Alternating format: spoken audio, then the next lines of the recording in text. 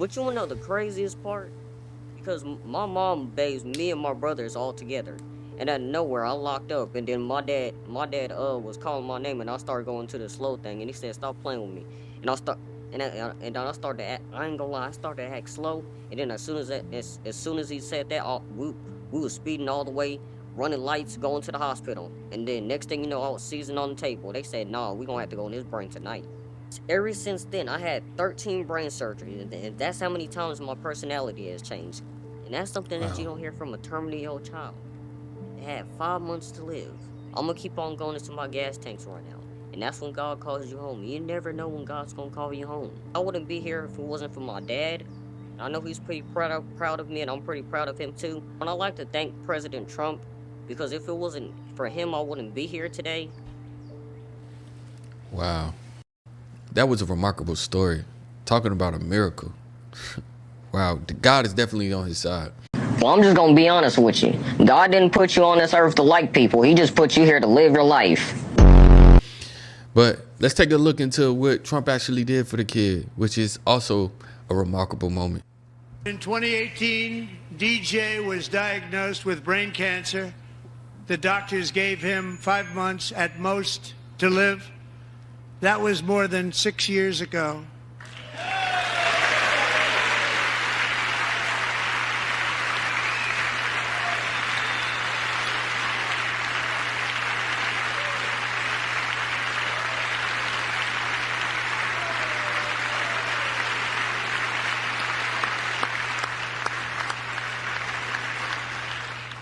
Since that time, DJ and his dad have been on a quest to make his dream come true, and DJ has been sworn in as an honorary law enforcement officer, actually a number of times. The police love him, the police departments love him. And tonight, DJ, we're going to do you the biggest honor of them all. I am asking our new Secret Service Director, Sean Curran, to officially make you an agent of the United States Secret Service.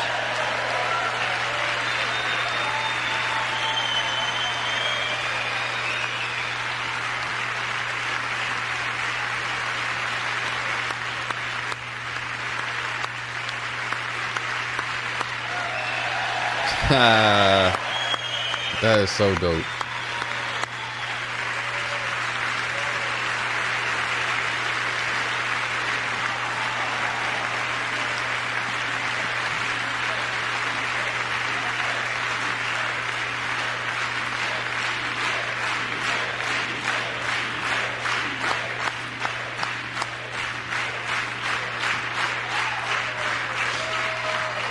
Thank you, DJ.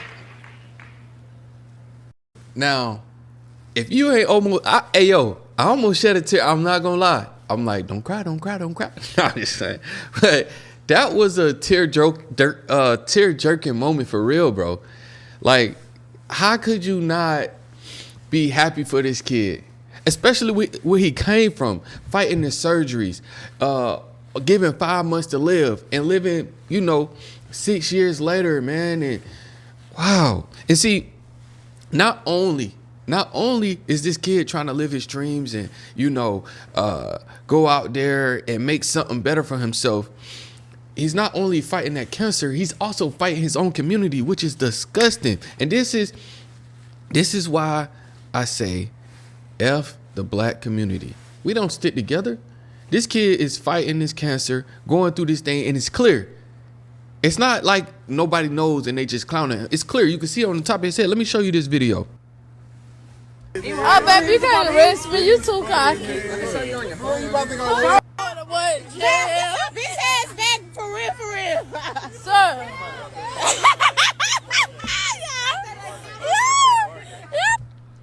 This is the black community for you. This is how we do. And I'm not saying this don't happen to other communities, but it's clear as day. You can see on this man top of his head, bro, that he's going through something. Like, they clowning him because of the fake guns and this, that, and the third. This man want to serve his community and make it a better place. That's what he's striving for. And you got grown people clowning this kid. Grown people clowning him.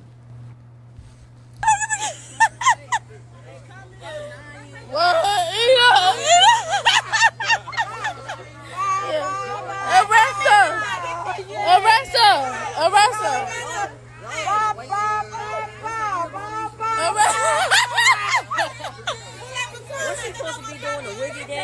Arrest her.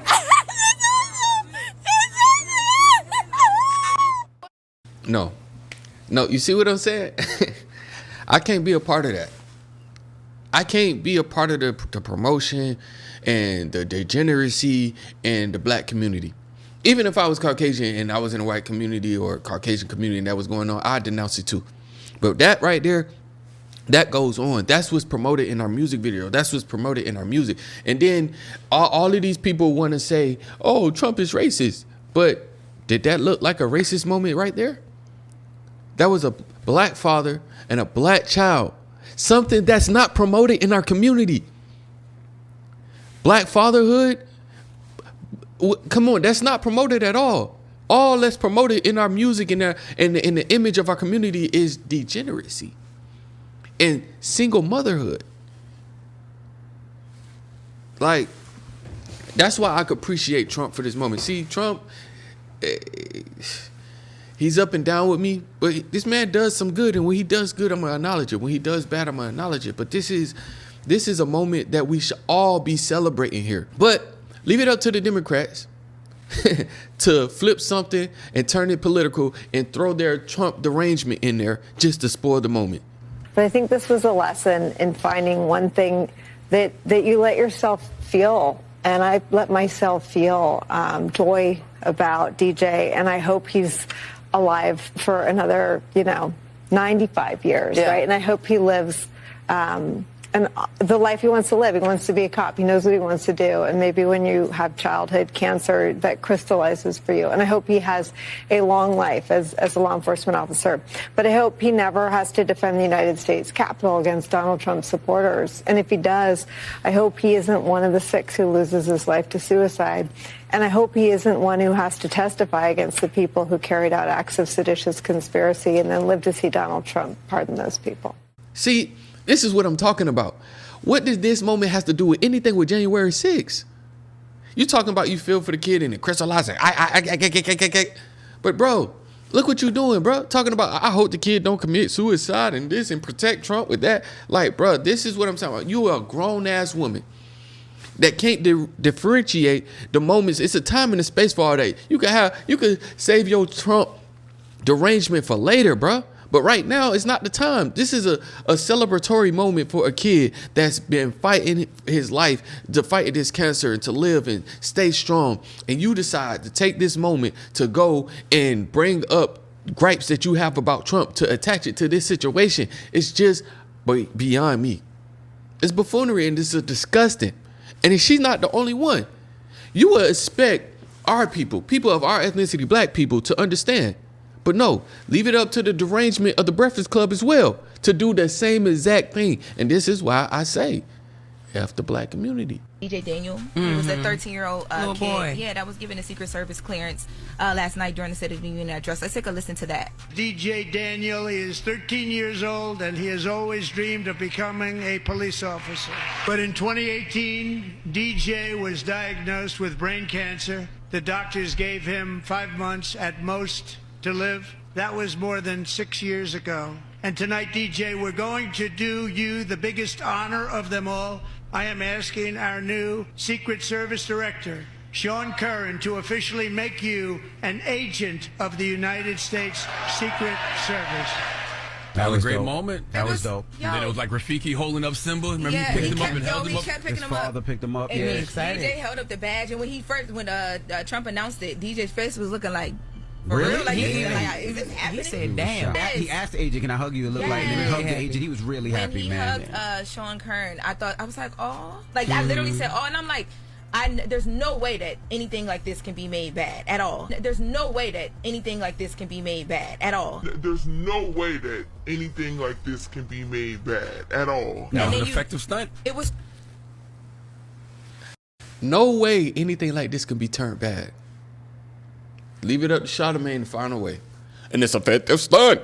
He couldn't just hold his Trump derangement for 2 more seconds to end the segment and move on. Bro, this is the type of time where you hold that in, twin. You don't be goddamn. Come on, bro. This is one of our people. We supposed to stick together, right? Look what you doing. You shitting on the moment. It's an effective stunt.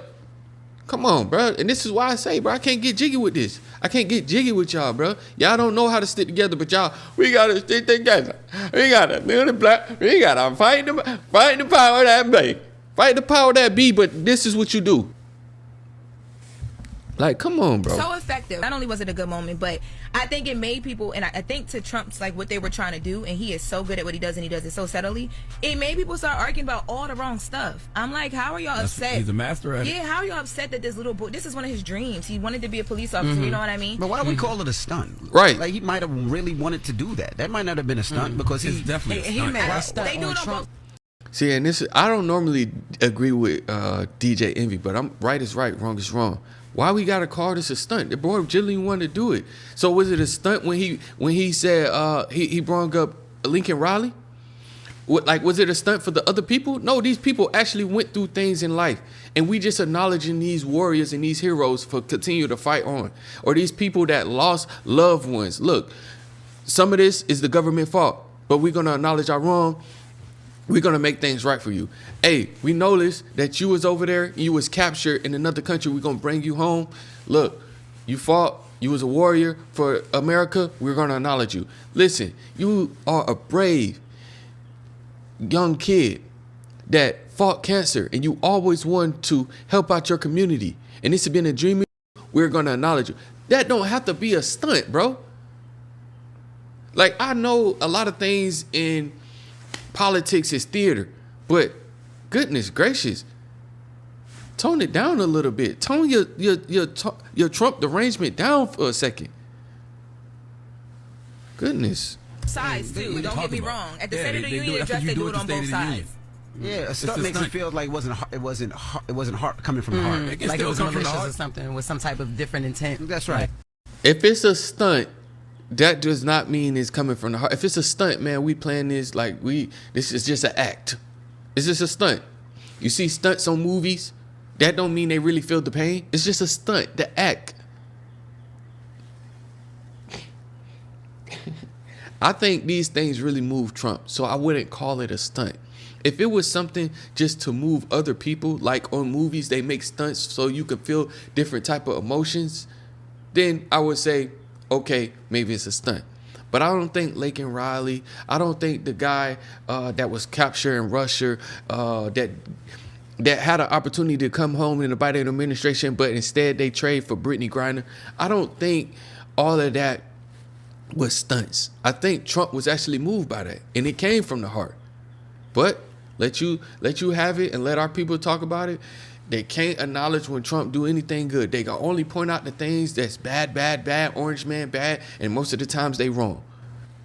Yeah, it was to give that boy a wish. You know what he did? It for this, for us to be having this conversation right here, it's effective. That's why it's a stunt. Yeah. Well, there was a few of those he did yesterday. The trans one, was that a stunt? Which one? Absolutely not. That's very much real. It was a good moment that identified as a stunt. Okay. Well, that you identified as a stunt. Here's one of the conversation that I wanted to get into about this as well. Is like y'all are arguing about that, but the real tea here is that if we have a conversation about some of the stuff that Trump has been dismantling, some of the efforts to find cures for cancer and other deadly disorders and diseases is on that list. Mm-hmm. But you're giving this little boy this badge and you're wanting him to have this full life, but you're not. You no longer want to help him figure out the reason why he's been able to be here this long, despite what doctor said to him. So I thought that I'm like, wow, that went over people's head. I don't know how, but it did. Mm-hmm. Yo, clearly she doesn't know what she's talking about. But nevertheless, I would like to think in these moments, whether you Democrat, Republican, or whatever you may be, we would be able to put our difference to a side for the moment and celebrate these people, clap it up for these people. But when you go back and you look at the cam, and you look at the footage, you see that the Democrats couldn't stand up not one moment. It's President Trump's joint address where Democrats were determined they would not cheer anything. That included a young man whose late father, a veteran and police officer, had inspired him to serve. President Trump announced he would achieve his dream attending West Point, a touching moment. They also didn't cheer the 13-year-old boy with brain cancer who has always wanted to be a police officer, and the president announced he would be an honorary Secret Service agent. I don't know why we can't fully celebrate. I mean, I have a 13-year-old myself, and I mean, thank God she's never had cancer, but I think that's something we could all celebrate that. And I think it was a touching moment. And like I said, that's part of the best of the American experience. Fetterman went further, blasting his party on X this morning with hashtag the resistance, snub a 13-year-old cancer survivor, join a dressed protest paddle bonanza, bizarre pick your fighter videos, hold our beer, government shutdown. Fetterman writes, never, never, never vote for a shutdown ever, with a Politico article headline suggesting Senate's Democrats' impending choice, shutdown or surrender. And then there's California Governor Gavin Newsom, who split with his party on trans athletes in women's sports. Bill? What could Donald Trump do that'll make you clap? Thank you very much. What could Donald Trump do that'll make you clap? I did clap when he said that the United States had supported Ukraine and given them lots of Well, why not for Laken Riley's mom? So you didn't stand up for anything? The president got before the American people, didn't talk about how he could drive down grocery prices. Senator, why weren't you standing yesterday for anything? Very important hearing right now on anti-Semitism. But you didn't stand for anything at the speech last night. I don't know what you're talking about, where you got that information. Well, there was nothing the president had to say. Laken Riley's mom, either you didn't stand for her. Factual or truthful or anything like that. We applauded. You don't think it's worthy to stand up for her like everyone else? We should applaud. I need you to move. Congressman, why didn't you stand for the speech? Have a good day. I need to go to a meeting. 80% of the American people, according to CBS, loved the speech. Again, I don't think with the United States... Are the Democrats out of touch? The United States of America. Forgive me for voting here. Forgive me for being out of breath. I don't know what speech they were watching. They were watching the president's speech, Senator. Really? It wasn't worth watching. These people wouldn't stand for DJ. They wouldn't clap for Corey. They wouldn't stand for Mark Vogel. They wouldn't clap for Laken Riley family. They wouldn't stand for Jocelyn. They wouldn't clap for Jonathan Dillard. They wouldn't stand for the falling of Abby Gate. They wouldn't just simply root for America's collective success. If they wouldn't do that in those moments, what do you stand for? To me, it just seemed like corruption. And I'm not saying the right is not corrupt as well. But goodness gracious, in these moments, we should be able to put our difference to aside and stand for the collective success of America. Stand for a 13-year-old boy that's been fighting cancer. Stand for Laken Riley. Laken Riley, that a lot of Democrats have direct hand and influence of what happened to her family, to her and her family. But I digress, man. Listen, man, this was a tear-jerking moment. I appreciate Trump for this. And the sad thing about it is, even though he did this for a black family, they still gonna call this man racist. But it's whatever, man. We know the truth. People watching this video know the truth. Listen, you are me, I'm you, we are one of the same body. Remember, keep your head up. Woo! Keep your nose clean. Ah! You say the world. Ooh! You live forever. Peace. I got one more thing to say. What? He has one more thing to say. I won't interrupt you. If you're a Democrat and you're being mean to President Trump, I'm on your bumper.